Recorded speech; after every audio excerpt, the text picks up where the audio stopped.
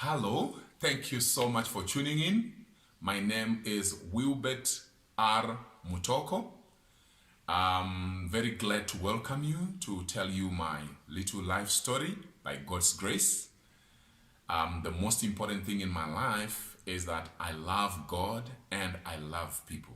So everything that I do in my life, almost everything, is centered on trying to help people. That's why I'm a motivational speaker, I'm a corporate trainer, I lecture in different universities, and I write books, I run on YouTube, and I speak to people on Facebook. Everything about me is to serve people, to touch the lives of people. And I'm also a servant of God. So I'm very grateful to welcome you to this video. Now, you might want to know, who is this Wilbert Mutoko? I was born in the mid-1970s in a place called Mutoko. It's a Mutoko village. Many people think when they hear Mutoko, they think I'm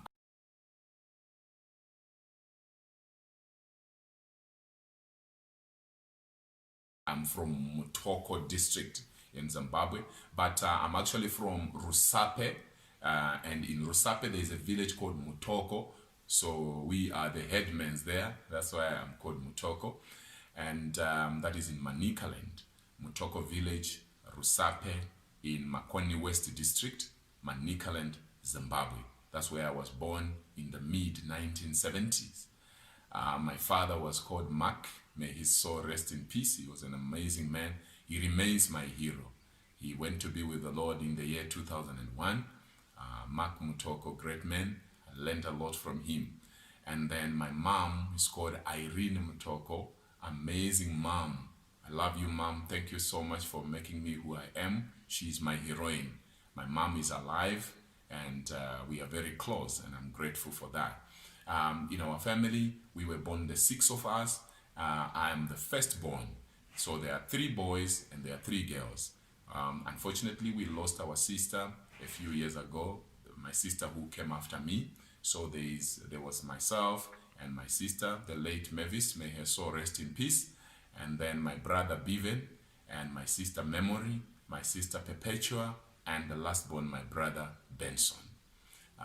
And then I went to primary school at Mutoko Primary School. It was just a stone's throw away from home, so I was there, and by God's grace, I was working extremely hard. I remember I actually cried. I wanted to go to school earlier because the headmaster by then, he was called Mr. Motsekwa, a great man. He's still there, and he has made a lot of impact in the Mutoko village.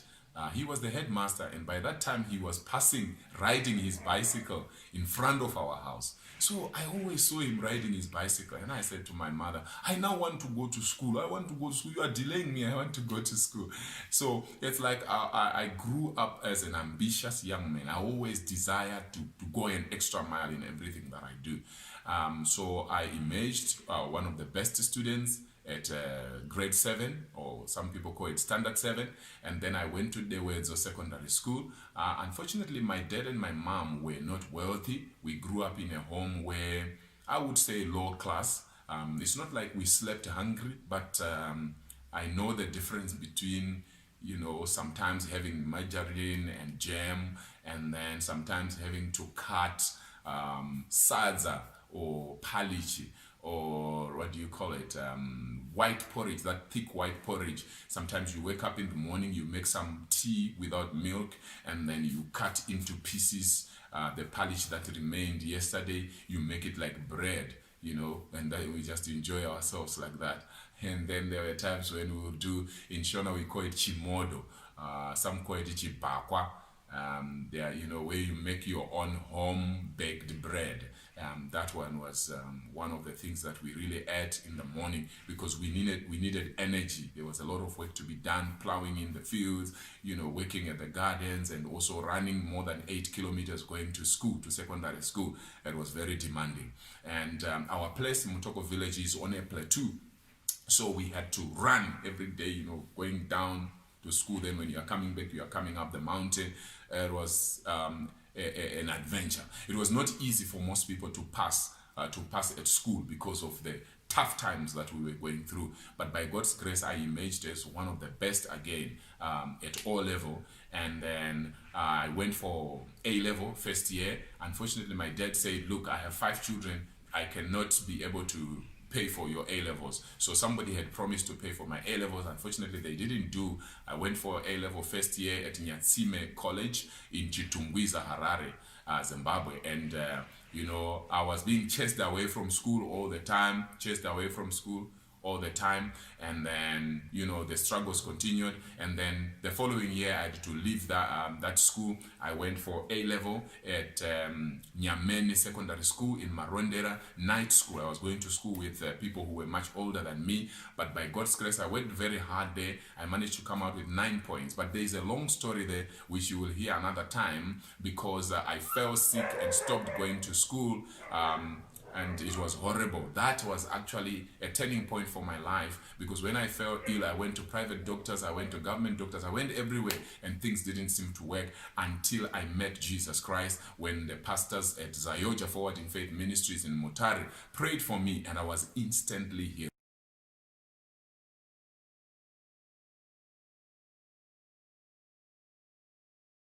From that day, I said, this God can heal people like this after all the struggles I've gone through. So me also, I want to be a preacher. I want to heal others as well. I want to help others. So that's one of my major passions in life, just to pray for other people, to let other people receive healing and deliverance, and to preach salvation. That excites my soul.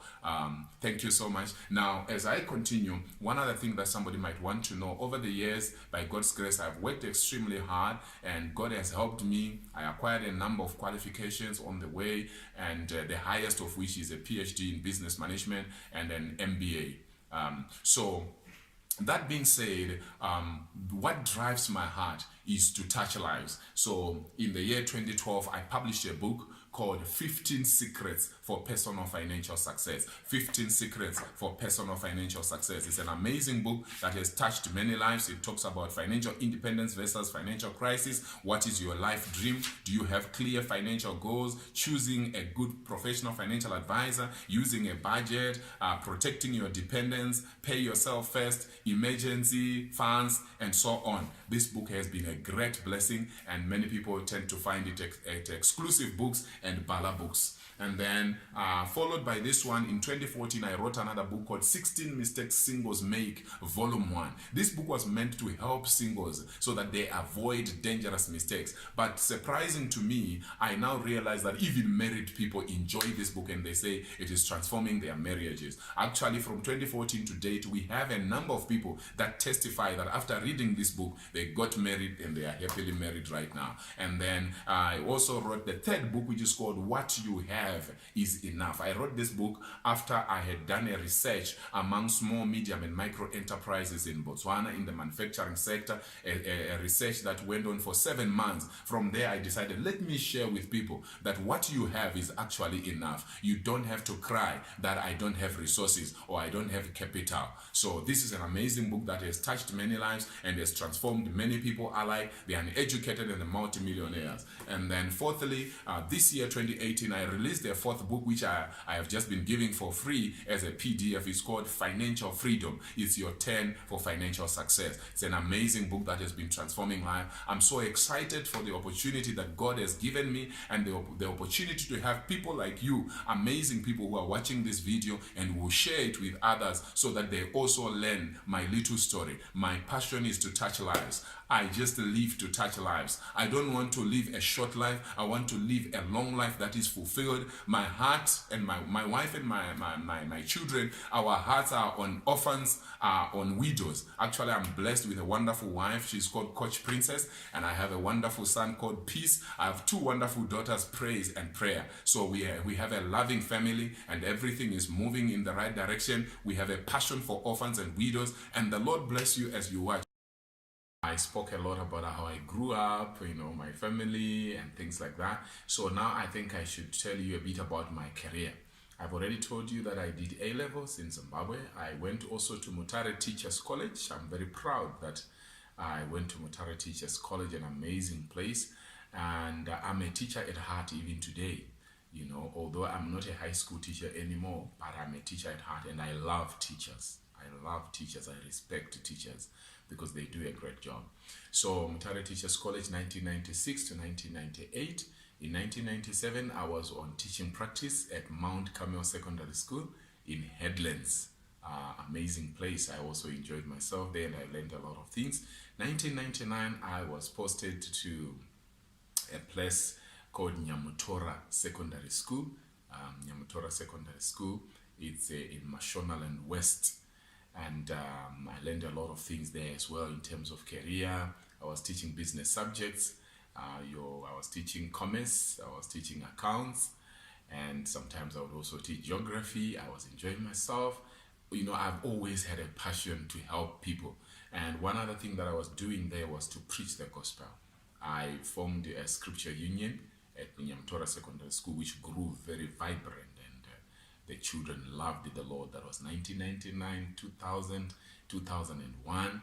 I think 2001, mid-2001, I moved to another school called Rwisi Secondary School in Mondoro. I also enjoyed myself there. I found a scripture union there, and I joined the ones who were running the scripture union, and we were enjoying ourselves. We were preaching the gospel. We were teaching the students, and I was also a motivational speaker there. It was so lovely.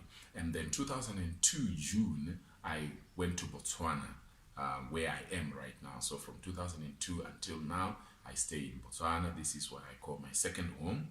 And so when I arrived in Botswana, I was teaching at Busile Private School. I was teaching business studies, commerce, accounts, and so on.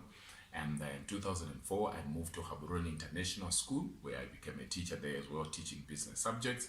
And you see, I've always combined the motivational speaking aspect, the teaching aspect, and as well as the preaching. I would make sure I'm very active with Scripture Union. Then from 2004, something interesting happened there. You will see it in other videos. I was fired. That is the only place I've ever been fired. We were fired, 14 of us, end of 2004. We asked, what wrong have we done? And the director said, this is my school. I do what I want. I just want fresh people. You go. Then we had to go. I remember how everybody was frustrated, and they were coming to me, and I was encouraging them that, you know what, there is a future beyond Gaborone International School. It's a great school. I respect it. And I thank God for the director who, you know, chased us away, because from there I launched into business. I was running pest control. We were selling household goods. We were doing consultancy, management consultancy, and we were enjoying ourselves. Then after some time, my passion for teaching continued with me. In 2006, I joined New Era Secondary School, which is now called Livingstone College, and I was also teaching business subjects there. 2007, end of 2007, I think that was now January 2008, I quit from Livingstone College to go and run my businesses full-time. So I was full-time in business. By the time, 2007, I had actually started an MBA, because I had also done CIS from 2000, 2001, 2002. I was on Part C. And instead of me continuing with CIS, I decided to do an MBA with Mankosa, South Africa. And then 2007, 2008, 2009, 2010 April, I graduated with an MBA. It was very difficult. You will hear more about that, because you know you're running a business, you have quit from your job. Hey, it was not easy, but I thank God that my small businesses helped me to be able to pay for the MBA. From there, that was 2010, I joined Southern Cross. I became an independent financial advisor. That's the time when I wrote, in fact, that's what led to me writing my book, my first book, 15 Secrets for Personal Financial Success, because I wanted to simplify the language of finance to the people. It was never about money. For me, writing books is about touching lives. So 2010, 2011, 2012, I was with Southern Cross. Then I moved to Profin Group, where I became the managing director there for a short time. And when an opportunity opened for me to go into lecturing at university level, I grabbed it with both hands. So up to now, I still lecture in varsity, and I work with different universities as well.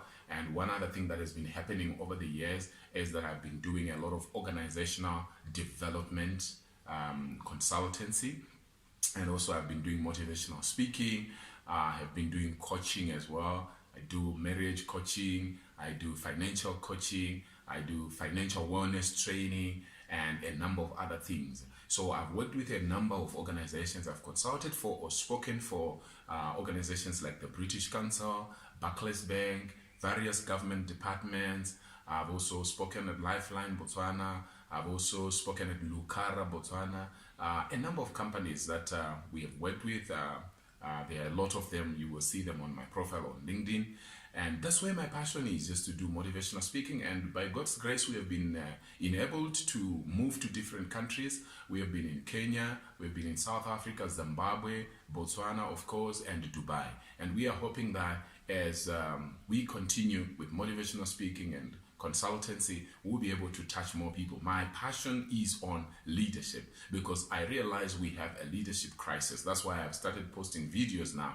I talk about leadership because we have a leadership crisis. And when I talk about leadership, I'm not talking about political leadership. There's religious leadership, there's political leadership, there's business leadership, there's family leadership. When we talk of leadership, we are not talking of management. We want more people that really love people, that really care about the people, that can set goals and motivate and inspire the team to achieve those goals. We need more people like that, whether in political circles, in business, and everywhere. If we can do that, then the crisis that we have of leadership will go down, including families. You know, families are lacking leadership. We have absent parents, absent fathers, absent mothers. They can't lead because they were never led themselves. So I believe that you have to be a great follower for you to become a great leader. So by God's grace, in terms of ministry, I was in Forward in Faith Ministries, Sayoja, for about 12 years. Then I moved to Winners Chapel International, where I stayed for 10 years learning and ministering. I was an assistant pastor in Winners for 6 years. 4 years I was an evangelist, and I was in hospitality.